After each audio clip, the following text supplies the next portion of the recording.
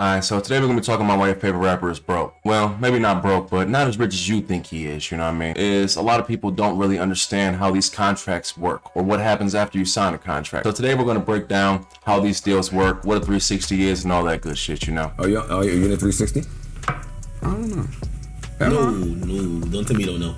You know if you in a 360. Bro, I don't really... Are they getting a cut of that Sprite commercial check? If you don't know music a lot, you may be asking yourself, what is a 360? A 360 contract, also known as a multiple rights agreement, is an approach from the record companies that encompasses more of an artist's output than the recorded music. Using this approach, record companies are able to participate in non-recorded rights, such as the artist tours and merchandise, you know. If you want me to break that down for you in simple terms, basically, instead of the old-fashioned way of, you know, they would basically distribute your music and they get paid upon that, nowadays what they're doing is they're giving you about 15, 12, 10%, anywhere around there, you know, and they're taking 90 basically due to the fact that they're the ones, you know, doing all the work, or so they want you to think. But there's also going to be a lot of hidden fees they don't know about, you know. And also, anything you do, if you go out and you do a commercial, if you go out and you sign a deal, if you go make clothing, pretty much anything you do revolving around your name and your likeness, they're going to have a big percentage of it.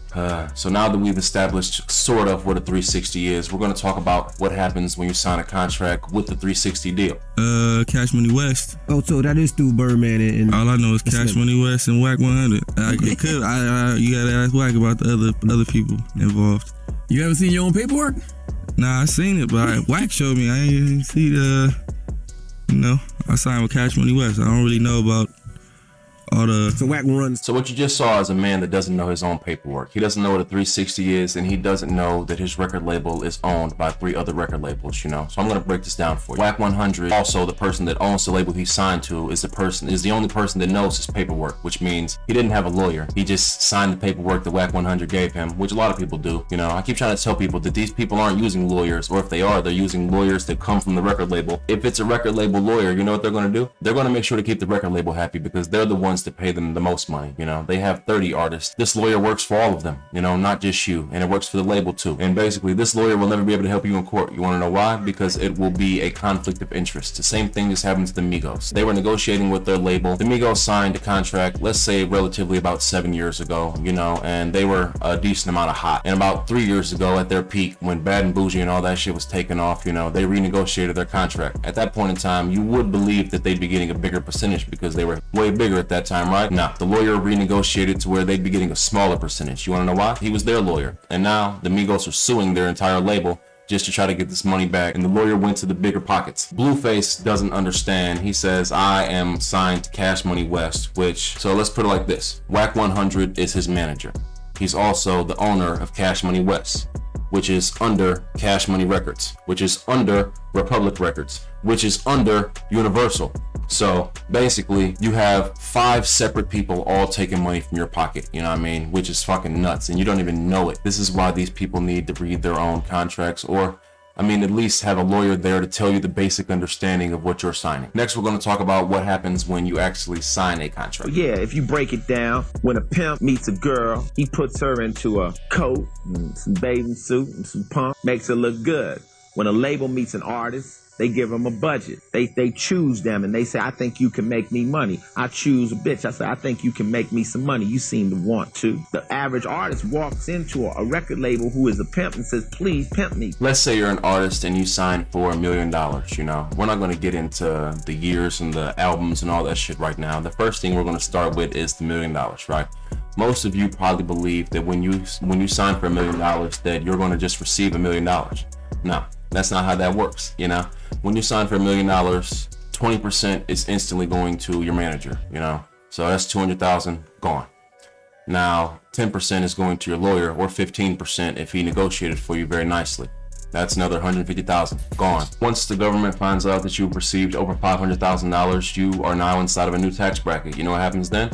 You receive a 37% tax rate. What that means is you now lose $370,000. If you can't do the quick maths of what I just said, basically that is 72% of your shit gone, which leaves you with $280,000 so far, right? And I haven't even begun to talk about your cousin who you lived with for a week and, you know, all the new shit you want to go buy. By the end of all the taxes and fees of this $1 million that you so-called signed for, you only going to receive about $280,000, you know? And on paper, it still seems like you got $1 million. To your family, it still seems seems like you got $1 million, you know? Now you have this $280,000, but this record label signed you. Let's just give you a nice deal and say you signed for 2 to 3 albums, you know, and they gave you $1 million for that. So now that you signed your big first contract for $1 million, obviously they're gonna want you to put out some music, right? A lot of people also believe that once you get signed to a record label, that the record label is paying for your studio time, your hotel, your traveling fees, your features, all of that shit.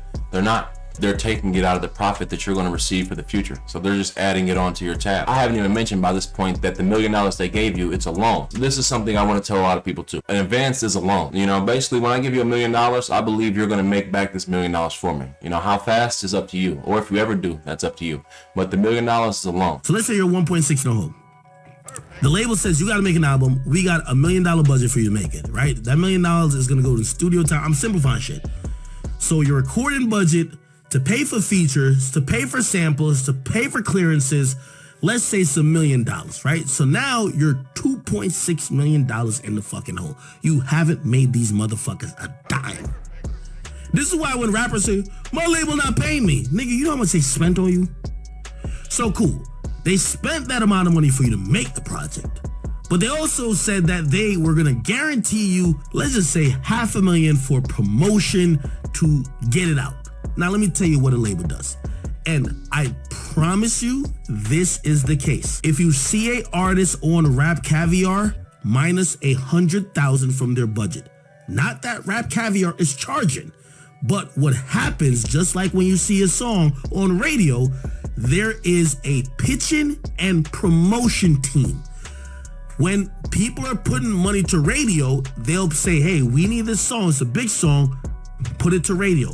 It'll be like a $250,000 earmarked for that one song to a radio promo team, or maybe $500,000. What the radio promo team does with that money is what they do. It's kind of wink wink type of shit. At this point, you're 2.5 in the hole. Now you're going to need about another $500,000 for promotion. That's $3 million in the hole. If you want to get on Rap Caviar, the playlist on Spotify, they're going to need about $200,000, maybe $100,000. That's 3.2. You got to pay to play. You know, most of these songs on this list, they're not organic. They're getting paid for by these big record labels, you know. It's payola. That's another place too. You want to get on the radio, you're going to have to come up about $200,000 to buy a decent amount of radio time, to where it's pretty much a don't ask, don't tell type situation with the radio stations and the record label. You know, they'll give them a decent amount of money for promotion and playtime, and basically what they're going to do is they're just going to talk about this album and play a bunch of the fucking songs every day. And like you were saying, you were seeing money off of the music. I ain't see no money.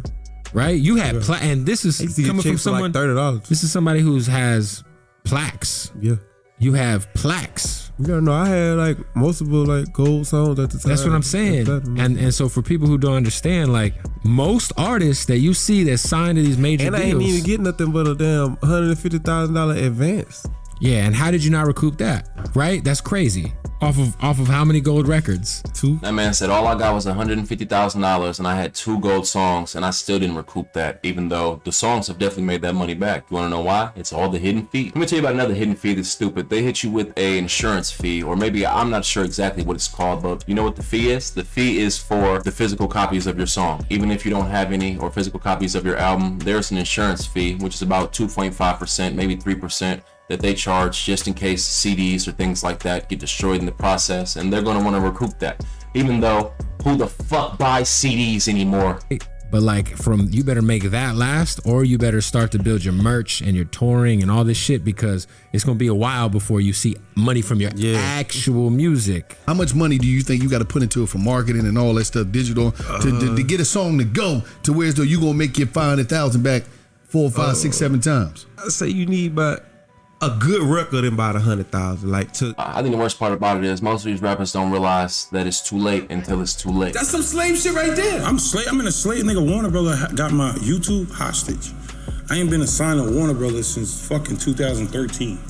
Wow. But these niggas got me in a slave contract, like 360. This when I was knowledgeable. Why? The fact, like I never want to fuck with YouTube for the fact that they ran my page. I couldn't even run ads on my shit, get money on my shit, nothing, because they got it. Some niggas was hindering me from growing as an artist. That's what made me go to EDM and this, that, and the third. To this day, I'm fighting. Like I'm definitely about to try to sue him right now. Like I ain't even want to do that. It's the point like, yo, my nigga, I don't even want that kind of energy.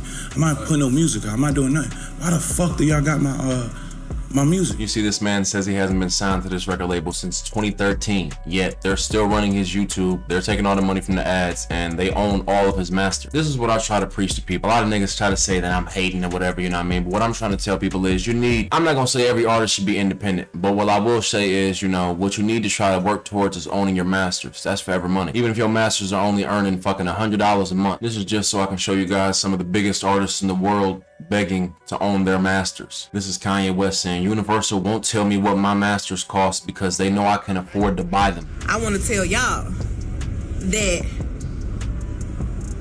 1501 trying to tell me I can't put out no music. Y'all don't see no music from Megan Thee Stallion? When I signed, I didn't really know what was in my contract.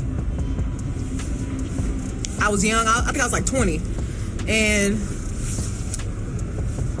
I didn't know everything that was in that contract. So when I got with Rock Nation, I got management, real management. I got real lawyers. And they was like, do you know that this is in your contract? And I was like, oh, damn, that's crazy. No, I didn't know. I keep saying the same thing over and over, but people don't listen to me, A lot of these artists don't read their contract. They don't have a lawyer. They're just signing because it's money and it's a deal. It's the thing that you've worked your entire life for. Imagine when you fucking go to the NFL, you know what I mean? You're not really reading that contract. You're just signing because you're like, nigga, this is everything I've ever worked for. Being an artist is different. Record labels are made to fuck you. No Vaseline, you know what I mean? Every time. But the problem with this is, you see, she said she signed when she was 20. And now, by the time she got famous, she didn't know anything that was in her contract. That's when it's going to come back to fuck you. You know what I mean? A lot of people are saying in my comments, oh, this artist is doing good right now, and this artist is doing good right now, and this and that. But that doesn't matter. They might not know. The Migos didn't know for 8 years they were being fucked, and now they're suing their entire label. Lil Wayne didn't know for 10 years that he was getting fucked, so he sued Birdman.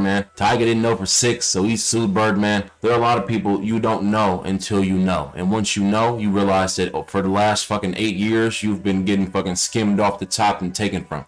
Oh yeah, I also completely forgot to mention that Megan Thee Stallion actually had to fucking sue her label because she had one of the worst deals in history because she didn't read her contract. Let's see a little bit about the details of what was inside this contract. This says the lawsuit spells out what Megan considers to be the worst parts of the deal she has with 1501. She says she got a $10,000 advance when she signed, and the label gets 60% of her recording income. Of the 40% she gets, she still has to pay engineers, mixers, and other artists who are featured on the tracks. And the worst part about this is, once all this happens and they don't want to deal with you anymore, they just want to shelf you or drop you. Just move on to the next. It's a dirty game. I just wanted to show you guys a little bit behind the scenes on what happens when you sign a contract, what's really inside that contract. All your favorite artists may not have as much money as you think they do. Appreciate you watching. Thanks.